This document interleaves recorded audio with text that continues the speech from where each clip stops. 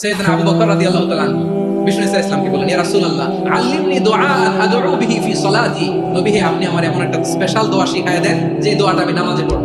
নবী বললেন, তাহলে তুমি পড়ো, আল্লাহুম্মা ইন্নী যালামতু নাফসি যুলমান কাসীরান ওয়া লা ইয়াগফিরু যুনুবা ইল্লা আনতা ফাগফিরলি মাগফিরাতাম মিন ইনদিকা ওয়ারহামনি ইন্নাকা আনতাল গফুরুর রহিম। সুবহানাল্লাহ। সালাম ফিরানোর আগে পড়েন, কথা কয়টা পড়েন পড়েন। ও আবু বকর, নামাজে যদি দোয়া করতে মনে চায় এই দোয়াটা পড়বা, আল্লাহুম্মা ইন্নী যালামতু নাফসি, আল্লাহ জুলুম করেছি আমার নফসের উপর, যুলমান কাসীরা, অনেক জুলুম, ওয়া লা ইয়াগফিরু যুনুবা ইল্লা আনতা, আপনি ছাড়া এই জুনুব, এই পাপ ক্ষমা করার দ্বিতীয় নাই আছে। আল্লাহ ছাড়া আমাদের গুনাহ কে কে ক্ষমা করতে পারে বলেন তো? কে পারে? কে? এজন্য আল্লাহরে বলবেন, আল্লাহ আমি ছাড়া তোমার গোলামের অভাব নাই, ও আমার রব, আমি ছাড়া এই জমিনের বুকে তোমার গোলামের অভাব নাই, কিন্তু তুমি ছাড়া তো আমার দ্বিতীয় রব নাই।